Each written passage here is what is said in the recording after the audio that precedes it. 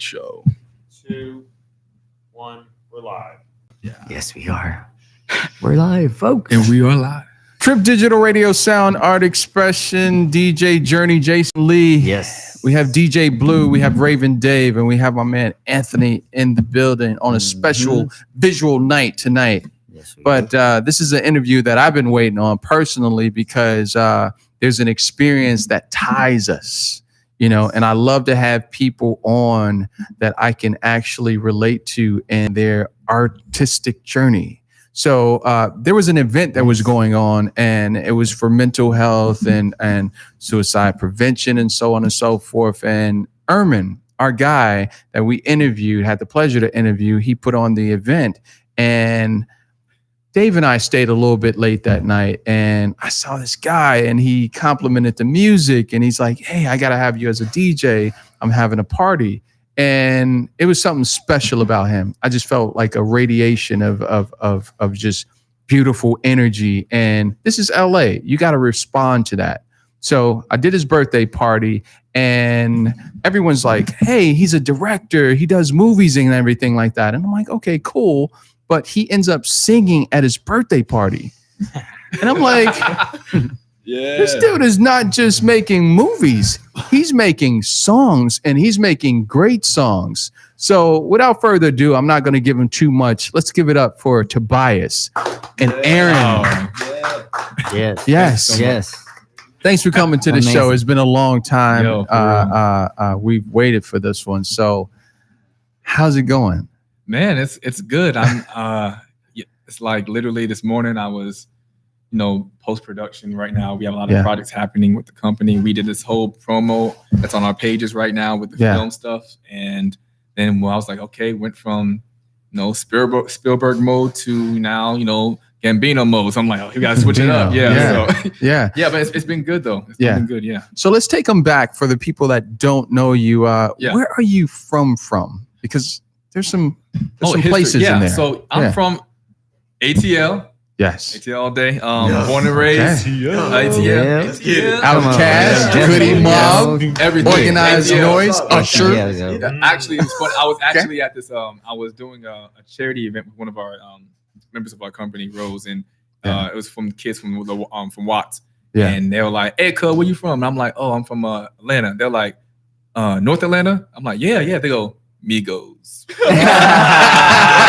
I was like, I guess we know for the Migos. I was like, okay, cool. That's I mean, well, the Migos one time for real. Yeah. Shout out to Migos. Yes. But I'm sorry, Migos didn't make Atlanta hip hop. Absolutely not. No, absolutely not. They like the new way. They're like the icing on the cake. They're not the cake. Maybe The the new cherry. generation wasn't Yeah, here when, cherry filler. Outkast and everybody else came Right. They're For absolutely not. Yeah, because I be correcting kids. I'm not from Atlanta. I got some people down there, but I correct kids. I'm like, "Yo, Migos, like turn up." I'm like, "No, turn down."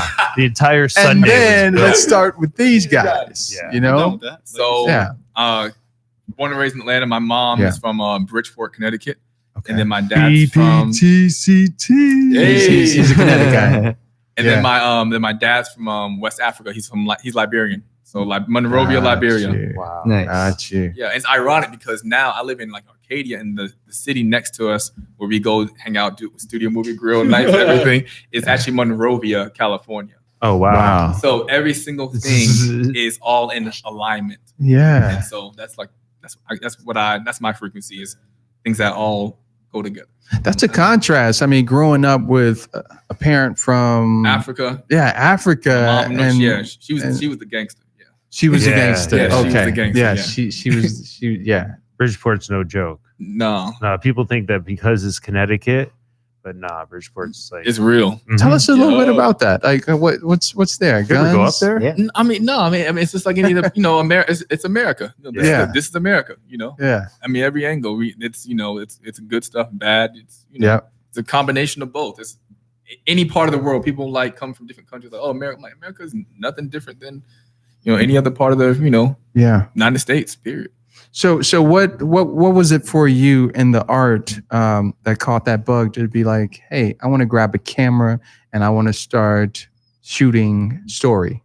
That's a amazing question because when I first started, I didn't give a shit about the camera. As far as as far as picking it up or anything. Yeah. It was more so I came from theater. So when I first started, I did from 2004 to 2012, I did 60 productions, plays, musical theater, just did a whole bunch of stuff. And I didn't realize the sacrifices what my parents were doing when they put us into like the suburbs. I was originally from like Dunwoody, Roswell, and people from ATL they resonate with that. It's not like it's not like the bottom, but it's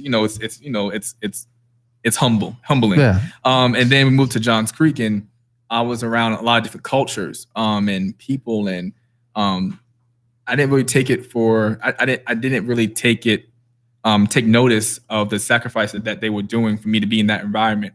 And being in that environment has actually helped me relate to people from all walks of life.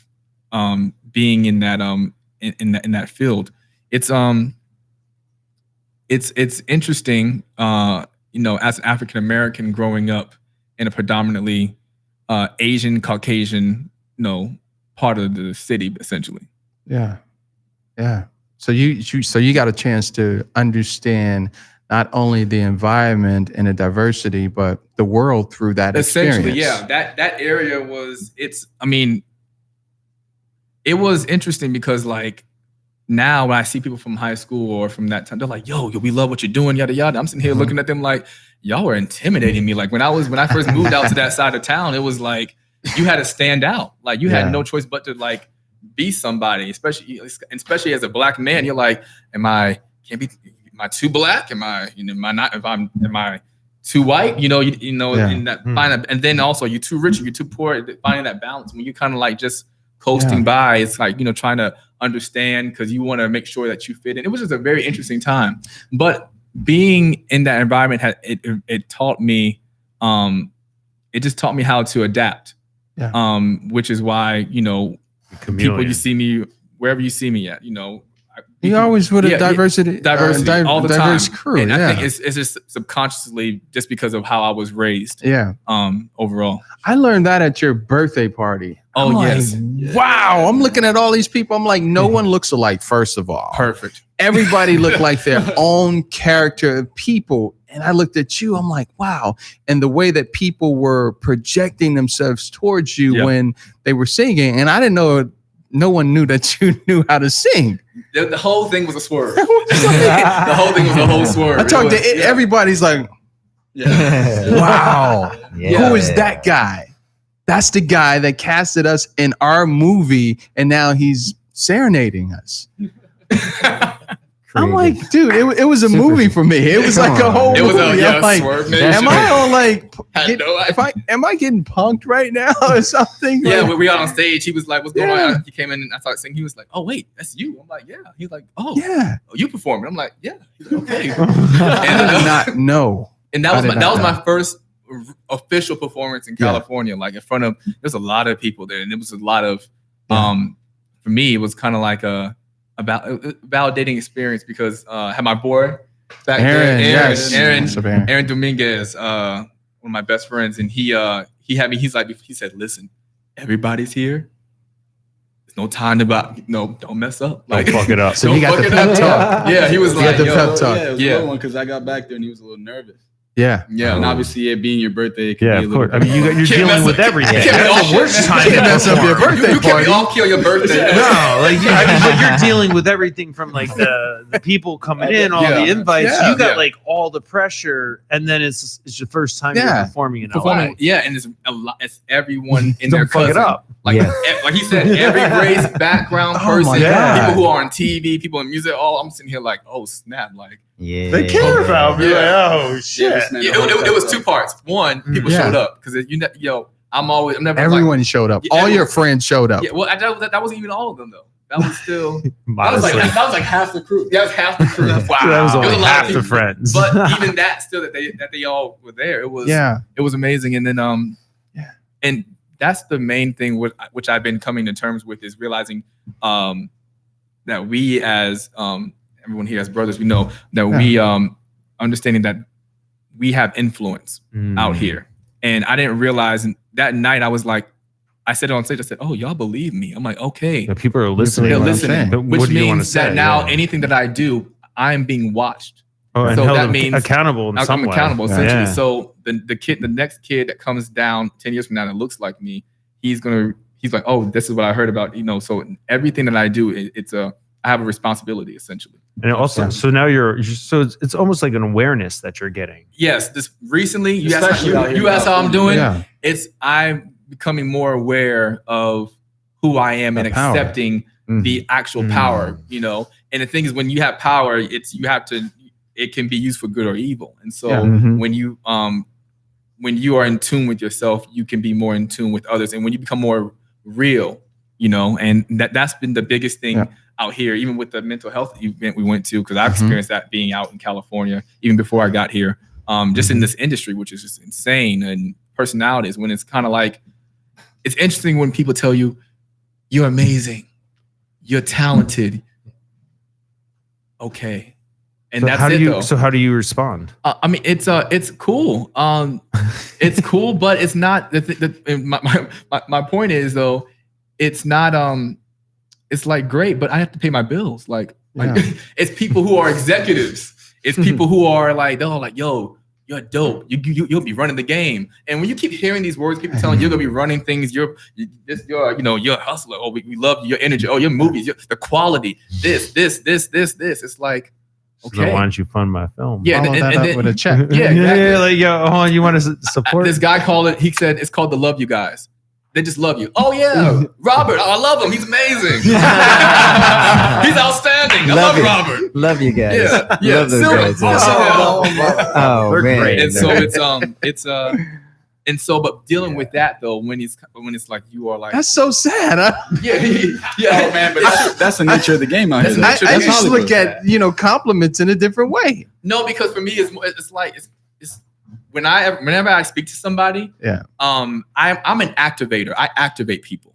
So when I speak, I'm speaking some life and existence into them, so that they can continue on their journey in their life, and they can propel and be the best version of themselves. And I want them to continue to impact the world. When I speak to people, I don't look at where they are. I look at where they can go. Because at any point, even as a film director, when you're on set, I am nice to everybody. Because that PA might be writing my next check. I have no idea. You have no idea. Yeah, that's a so fact. you have to be kind to everyone. And that's something that when any environment, you came to the birthday, music, film, theater, church, whatever, we chilling at the house. Everyone's like, yo, your energy, the people around you, because you are who you're around. They're like, yo, it always feels like family. I'm like, we are family. If anything first, we're family. And that's just something that That's what's up, man. So you got a lot of things going on, man. You got some things in production right now. Do you want to talk about those things, or you just want to talk about some work I'm kidding. that I'm working with Tom Cruise, you know what I mean? So right now we are we just finished filming our anthropology series. That's what I call it. The Run Saga. Essentially, it's I'm dealing with the suburban substance abuse. So being in the suburbs, people think, oh, that stuff it's all them Negroes. I'm like, no, actually, it's Becky and and Jonathan. But it's not even just about them. It's in general. It's the whole point of the film premise is to just bring awareness to things that people don't want to talk about. Yeah. Me, I look at myself as a disruption, but in a good way, more so to cause conversations. I want to continue to keep people guessing. Just like at any point, you have no idea what's going to happen. Yeah. And even with the film, I was inspired by Alejandro Inarritu. I was inspired by Paul Higgins. I was inspired by the movie Traffic. Did these different projects with the ensemble cast, and so started off as a play, then went to short film, and then expanded, and then after several recasts and reshoots and fixing how to swerve everything up, and get the right people involved. I'm super excited. We have some great talent. Alison McCarty, Aaron Dominguez is involved. Danube, she's in Shameless coming up this season. Brandon Butler, he's on 13 Reasons, and new season Trinkets. Just different people. But I think it's going to be very impactful. I know it's going to be very impactful, and that's coming out next year, so I'm excited. That's my first official feature film, and the film is actually to kick off a mini series, and then I'll be looking to shop at that network. So we'll see who picks it up. Can I ask you something about that process? Yes. Sorry to get nerdy on you, but You just said a lot of different, not I guess genres, but like taking it from stage into a feature, now into a series, and then the rewrites and rescript, like all that comes with it. Mm-hmm. But can you talk about that process for a minute? Because that sounds like a wild journey for a piece of content and a story. It's a whole making this movie is a Aaron, movie. He's like, it's, right? It's, Like, I just gloss over that, right? It's a whole thing. Well, the thing is, I started, this whole process when it first was the play. This back in 2012. Wow. It's 2019 now. Just because kids like and people in general think that things go like from 0 to 100 overnight. No. So you're starting 2012 as a stage work. Yes, and then it went into something and it moved, and I was gonna do a 4-part movie series, and then Netflix showed up and Hulu, and we're like, oh, it's a new game. Right. You gotta, and then that's been the baby, and the process essentially is the best thing you can do, honestly, is just just do it. Like there's no prep. It's more like when I started, I just started, and honestly, I didn't know what the fuck I was doing. Period. On anything, but I knew that I had something. I knew I had a story to tell. You had a story. Yeah. So it was all rooted in the story. It was rooted in the story. I knew that I could. It was funny. I remember my first day being official film director, and everyone was like, "Yo, we love your set," and I'm sitting here. I didn't know what the terms were. I was like, I didn't know what was going on. It's like, what's a set? Everyone. Yeah, there's very specific words. Yeah, I was doing split. I was like, scene 3, Apple, 3-shot. Take 2. Something. They were like, all the camera people. They were like, okay, we know. Maybe. I had no idea. Easy, no. Then after day 1, I was like, I told the AD, I was like, go ahead. I'll just say action. Yeah, do your job. I'll say action, and I'll just deal with the actors. It's a different process. But now with me though, it's a little bit different because I come from being in front of the camera first. Okay. So then to go back behind the camera, starting with stage and then short film, music videos, and everything. My perspective is different because I understand as an artist, as a creative. So I have an artist brain, a director's brain, and then a producer brain, business. And that developed over time. And as I began to mature in my crafts, learning trial and error and getting better and doing these films, short films. What really trained me, I will tell every filmmaker, go do a 48-hour film festival. Come on. Go do 2 48-hour film festivals back to back. What is that? What does that mean? It's basically a competition they have nationally. They do first they do the cities, and basically you have 48 hours to put together a whole 7-minute film. They give you an idea, a concept. You gotta do that whole thing. Any and everything from pre-production, production to post. Everything has to be completely done. Okay. And So you roll in, you do it yourself, or you roll in with like a crew? Oh, no, yeah, crew. I mean, you can do it yourself. I mean, I don't know what's gonna happen. You probably It's just a whole selfie film. Yeah, Some Blair Witch shit. That might actually be. Hey, you know? Yeah, it's but you come together, you do the whole project, and then but first one I did, we didn't make it in on time. Everybody was high as hell. I was mad. Yeah. It was just a whole shit show. Then the second one was okay. I didn't know what the storyline was. Then finally, by that time, the third one, I got more like into like my flow. And I'm like, oh, actually, I'm gonna be part of the process. And that film festival alone, that we did a project called Tragically Beautiful. I never forget it because I was co-writer, director, producer, and I was on the soundtrack. And that was the first time when I started opening back up as a music artist, was through that project. And I had to write a whole song and record it, plus also, and actually made the first song Falling to Pieces. It was original recording beforehand, but it started off from that film festival. And I was inspired by my guitarist I work with in Atlanta, Oscar Funes, who's like the next Carlos Santana, by the way. He's amazing. And that really I was like, oh snap. Because at that point, people look at me like, oh, director. And I was like, yeah, but I still have something else I want to say or showcase. And I think people, if it meets you in one area, they think you only do that one thing. And I believe my life, my walk, and people before me, I mean, look at Jennifer Lopez, look at Gambino, look at these different artists in the past. There are some of us who are hyphenates. We are good at whatever we say we're actually good at, it all comes with time, comes with practice. Do you think that's important now for I think in this generation, aspiring, I guess, directors that be able to wear multiple hats? It depends on what your walk is. Because for me, that's my walk. That's the purpose. That's what it was given to me. Sometimes there's some days I'm like, I wish I just only directed. And then there's some days I'm like, I wish I only sang. Then I have to, but when it's all inside of you, when it bottles up, you're like, oh man, like I know I can do this. And then, so my journey has been finding that balance. And I've been getting to the point of finding that actual balance of the creativity. Because people are like, what do you do best? I'm like, I am a creative artist. So there's no boundary as an overall creative. And that's what I am. So that's like my main answer. Like I'm a creative, period. Some days I wake up, I am your best director. Some days I wake up, I'm singing. Some days I'm your caterer. I'm gonna make y'all the best chicken and waffles. I got your back. Call me on that day. Yeah, right. whatever's going on. So just That's amazing. That's what's up. So the music part, you got a couple singles that's out right now. Yes. That you're working on. Bet It All on Me. Yes, that song. And Get Your Back Up Off the Wall. Yes. Okay.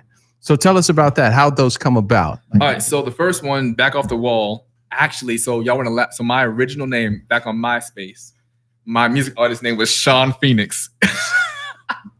Okay. It was completely, and it had nothing to do with Phoenix. The Phoenix city. production did not exist. I don't know. Again, when you're young, I was trying to figure out my entire. I don't know what was going on. I was young and just. We're hashtagging. We're gonna hashtag Sean Phoenix. Nah, man. I was like, I'm Sean Phoenix. I can see that. I can see that. In the mid '90s R&B. Yeah, I can see Sean that. Paul is Sean Phoenix. It was during that Sean Kingston era, and the Soul Boy. Sean Phoenix. I was like, what? Anyway, so during that time frame, one of my inspirations musically is Daft Punk. Oh, yeah, love Daft Punk, and so I had created like this song, and then like it was, I was still in training, I would say, as a music artist, but people were like, yo, like this song is actually a bop. So then when I officially made the decision in 2016, 2017 to start diving fully back into music, which it was a battle, especially by that point, I'm like heavy in film. So. But to get into that, my producer back home, Joey Casanova, he's Filipino, and it was important for me to work with diverse producers for this first EP because I'm still discovering myself as an artist as well as trying different things out. And we took a song that started in 2008, and then we updated it with my vocal producer, and then we created this great song. And looking to shoot a music video. Logan Schroyer from This Is Us, he's actually going to be directing that video. This fall, so I'm excited. Shout out to Logan. Shout out to Logan. It's amazing. Yes, so I'm really excited about that, and it's definitely been a journey. So with everything that's going on this year, because this year's, it's coming into the fourth quarter. What are you hoping to accomplish, like close out of this year, going into that New Year's Eve party? Yeah, going into 2020, I have several. We have work to do, sir. Yes, we do. Yes, we do. As well as wrapping up our slate. So my thing is, I learned this from Shonda Rhimes, season 3, her first episode.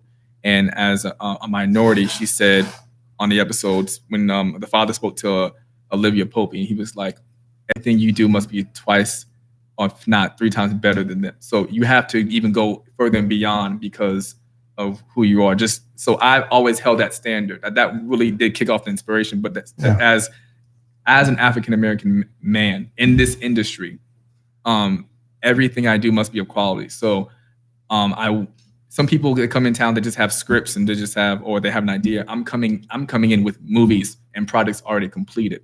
And so it's kind of like, hey, we're already doing the work.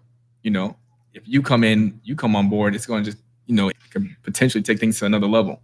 And so I think it's important for people. And my main thing I want to tell people is you don't wait for anybody to give you a yes. No one out here is going to give you a yes. No one cares. Mm-hmm. No one cares. Yeah. You have to create your own yes. People will respond to you when you put your own self out there. You are your best marketer. Yes. Period. Facts. Period. And so if you understand that, you will be fine. Look at all the influencers. I want to do a movie like if Instagram was gone, like what would they do? Like, the day Instagram died. Yeah, like she's at Sears now. Like, It's like the day the music died, right? It's the day Instagram. Oh, that would be died, really, ladies and really gentlemen. funny. You just wake up and your Instagram didn't work. Right? Yeah. Yeah, all that That time would be people like, amazing. You would just hear people go, and we just go ripple across as people are waking up, Yeah. and people freaking out. So yeah, that Yeah. I mean, so getting the films done and then have the second EP and then just going into the year with just products ready to go and then to build it to the next level. So I'm really excited about actually everything going on. So yeah. Actually, I got a question for you, What's up, brother. man? On the man, first of all, thank you so much for blessing us with your creativity. You're all around, all multi-dimensional creativity, which is incredible. That's exactly how I live my life as well too. And I agree with everything that you're saying right now. Don't ever let anybody tell you how far you can't go when it comes to creativity. So I actually have a very powerful question I want to ask you. Okay. Because you're so your mentality is so diverse on doing anything it takes to make something on a creative level into an ultimate reality. So I wrote this question down. So I'm a billionaire, right? And I have $100 million, and I'm sitting down in front of you, and I'm inspired by your creativity. But I'm going to ask you this question as a billionaire who wants to invest that money. When it comes to highest level of creativity, what is the ultimate power that you seek to conquer to save humanity? It's definitely through the film and music, through the cinema. And when people leave my projects, when they come to the theater, when they see a film, when they listen to the music, especially what we're going to do soon, Journey, is I want people to leave with a sense of call to action. I want people to leave the theater and go, I need to fix my marriage. I need to call Congress. I need to stop. I need to help out with human trafficking. I need to help with mental illness, suicide. Every project, everything that I do has nothing to do with me. I'm just air. I'm just passing by. Everything I'm looking at is for the next generation, so they don't have to go through the same things that we had to go through just to even get a yes, and to continue that initiative. Because one day you and I won't be here, and the world will have to keep going. And I want to make sure that my kids and their kids, everyone is basically being taken care of. Definitely. And I believe it's very important for you to understand your why. Like, what is your why? And my thing, especially as a minority, is that we can relate on a global scale to everyone, period. Absolutely. Definitely. Let's do this. Yes, sir. We need to collaborate on the filmmaking as well too. I'm a master artist, but I'm a filmmaker also. I'm actually, and it's interesting too when I hear you talking about creativity and just being able to challenge like other artists. Like for instance, I challenged a singer and a music producer the other day because I told that music producer one thing. I said, why? How come you're not inspired? I said, I don't see no drive of fate for you. Like, you put your life on the line to create art today. Like, it's the last day of your life. Like, you ain't even thinking like that. So I said, and then usually music people, I always tell them, have you confessed your love to a soul? And then you'll be able to understand the highest level of creativity and art through music. But that's what I do visually. So I always push that for other artists too. So I get to see the mentality of how far artists may even think to take their power of creativity, because it's limitless. Yeah. It's only you that will limit your mind of how far you'll go if you believe in that. But basically listening to what other people state on you, well, it's not even true. Exactly. And that goes even on another level. It goes outside of just the arts. It goes just within life. Like, you are not who people say you are. You are in charge of your own story. You are the narrator of that story. Absolutely. Yeah. It's one of my friends, actually his brother, just like my counselor. But he told me, he was, especially in this industry, he was telling me, he was like, if you live by their praises, you will die by their criticisms. Yes. And that one statement changed my life, because it really helped me embody, like, to remember that there is no competition out here. this mind is your only thing stopping you from doing anything. And when you can tap into your present and tap into your now and be present, when you can tap into fully who you are, I mean, they'll notice, they'll see it because you see it. And the way people speak about others is how they think about, it's basically how they think of themselves. Mhm. And I mean, for anyone out there who's listening, because again, this is not, this is great, it's flattering, but it's not about me. It's really about the next generation, the next talent. It's like, listen, do whatever you want to do. Nothing out here is stopping you besides you. Period. And yeah. That's it right there. That's awesome. How can people find you? You can find me on Instagram. It's hashtag influencer. Yeah, but yeah, you can find me on everything's I am Tobias on all social media. It's IAM Tobias spelled differently. TABIYU. TABIYUS. Yeah, basically. I am Tobias on all platforms. Website www.tobias.com. Just email me, hit me up. I mean, my thing is, I look at everyone. I've been in rooms from the people who are actually, I did the Special Olympics once. I wasn't part of it, but I helped partake in it. And I was with them, been in rooms with Jennifer Lopez. I look at everyone the same. We're all the same. We're all human. There's no one better than anybody. Nice. So I tell people, they're like, oh, hey, they look at me. I'm like, it's all good. At the end of the day, I just wanted to know that you're honest, you're sincere, and that you are looking to make a change. That's basically it. Definitely. Yes. So we have this one last question that we ask everyone that comes through, because we look at everyone in this way that everyone has this silver lining, and we talked about it before, Tobias. Some call it God, some call it talent, some call it whatever they want to call it. Charisma. But what's your superpower? Mm-hmm. Oh, audience of one. People will say, how do you get into these rooms? Even today we experienced something crazy today. It was, I have to share it for another day. But miraculous miracles, it's audience of one, and that's God. My dad is a minister. He's been ministering around actually West Africa, in Haiti and Jamaica and other places. The Church of Divinity in Georgia. Him and my mom, Pastor Karen, Bishop Frederick and Pastor Karen now. Shout out. But that's the principle I live by, is that everything, it's not about us. And most of the things that all happened to me has been through the church. My training has been through the church. I met certain people I'm working with right now in the industry randomly at church. It's because I wasn't focused on them trying to impress anybody. I was focused on him, and then everything else all came together. Mm-hmm. I'm never, people are like, oh, how'd you get? I'm like, you finesse? I'm like, no, there's no finessing.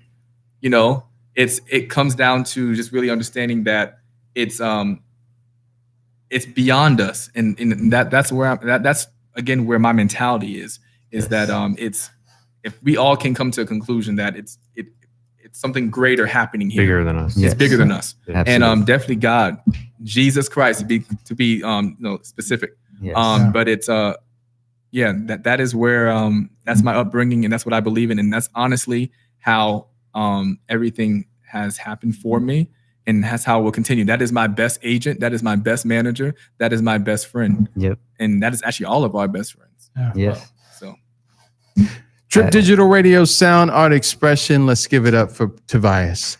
And also Aaron. Yes. God, Thanks for coming on the show. Yes. Thank you for having us. I know. Yes. We'll be back.